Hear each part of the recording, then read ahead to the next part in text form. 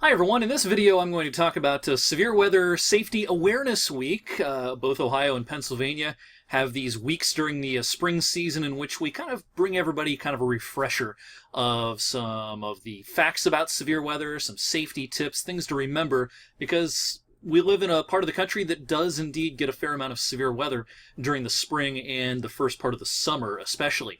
So let's get right to it. I've got several cool graphics to show you. First of all, again, Severe Weather Safety Awareness Week, first in Ohio and then later in Pennsylvania, is a week-long event. And as we head towards the end of March, we have a few more Skywarn training classes around the area. These classes are put on by the National Weather Service and are meant to train citizens on how to identify types of severe weather. You guys are our eyes and our ears, and the better trained everybody is towards picking out types of clouds, hail, funnel clouds, those sorts of things, then the better information that we can have, that National Weather Service meteorologists can have. So Lisbon, Austintown, Mercer, 3 spots where you can go to these free Skywarn classes. They last a couple of hours, and again, they're put on by the National Weather Service. So if you have any questions about those Skywarn classes, be sure and send me an email or hit me up on Facebook or Twitter.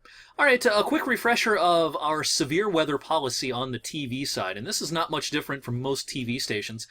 We are obligated by the FCC to be on the air if there is a tornado warning, and it doesn't really matter what we're airing, whether it's your favorite show or not. We're going to be on the air during a tornado warning until that warning expires. So unfortunately, that does irritate some people if the weather is not impacting their backyard, but this is what we are going to do in every situation. Now, severe thunderstorm warnings we typically cut in during commercial breaks, unless it's a particularly dangerous situation. Some severe thunderstorms have huge amounts of hail or life-threatening winds, and we might go over programming for that. But most of the time, for severe thunderstorm warnings, we'll cut in during the commercial. And a lot of times in big-ticket severe weather situations, we will do live streaming coverage on the internet, on WFMJ.com, your 21 News app, and also the brand new Storm Tracker 21 app. All right, a definition of a severe thunderstorm. Just to bring you up to date on what, or a reminder, I should say, of what a severe thunderstorm is. A severe thunderstorm doesn't mean a big scary storm. There are strict definitions or strict guidelines to this. It means the hail is 1 inch or larger and or the wind gusts are consistently exceeding 58 miles per hour. The criteria of a severe thunderstorm does not include lightning or rain. You can have the worst rainstorm or a storm that's producing incredible amounts of lightning, but unless it has that hail or wind criteria met, it is not a severe thunderstorm. Difference between a warning and a watch. A warning means severe weather is occurring or is imminent. It's time to take action. If you're under a watch, that means that conditions are favorable heading into the near future for severe weather, and you need to have a plan in place in case there is indeed severe weather unfolding in your area. Some ways to get alerts. NOAA Weather Radio is a relatively inexpensive device, easy to program, and very reliable. Our brand new Storm Tracker 21 app has push alerts on it. You can sign up for text alerts through the wireless emergency system.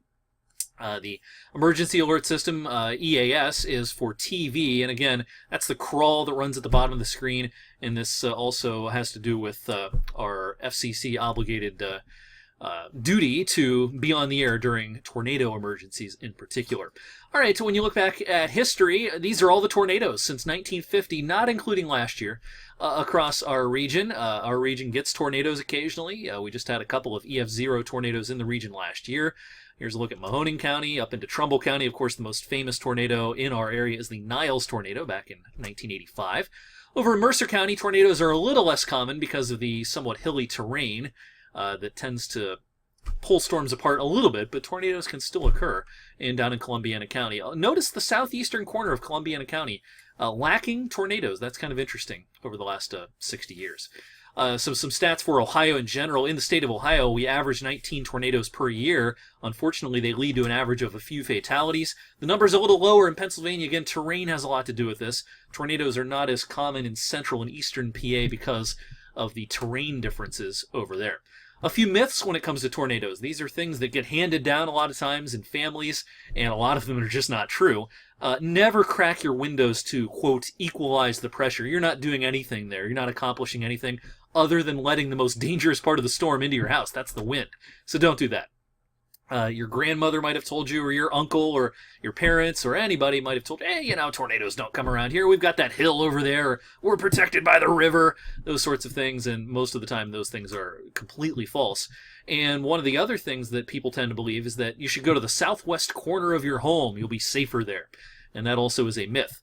Any interior room is good, a room without windows, or, of course, your basement. Any corner of your basement. Southwest, northeast, it doesn't matter the direction. So when we're talking about a house that does have a basement, that's the best place to be. But if you don't have a basement, interior room, get away from those windows. That is easily the most dangerous part of your house to be in. Anywhere where there could be glass flying, that's where injuries are most common. And protecting your head, always a good idea. All right. Tornado siren misconceptions. A lot of people think that sirens are the be-all and end-all of warnings, and that's just not the case here in the 21st century. Sirens are not designed to be heard indoors. So if you are indoors and don't hear a siren, that doesn't mean you're in the clear by any stretch of the imagination. Some of the other problems with sirens, different municipalities have different criteria for activation. There should be just one criteria, but unfortunately that's not the case. And a lot of times sirens are activated in parts of the county that is not in a warning. So that is a really frustrating thing. If you hear a tornado siren, that is your call to action to get more information. Get on your app, get on TV, have your weather radio. There's a million different ways to get warnings now that are better than tornado sirens. Tornado sirens are just one way, and probably the worst way, to get severe weather information. All right, you can, of course, count on us to be your source for severe weather information all spring and summer long, online, on air, on your WFMJ mobile app and your Storm Tracker 21 app, which of course is new, and if you haven't downloaded that, I encourage you to do so. All right, stay safe this season, and thank you as always for watching this video.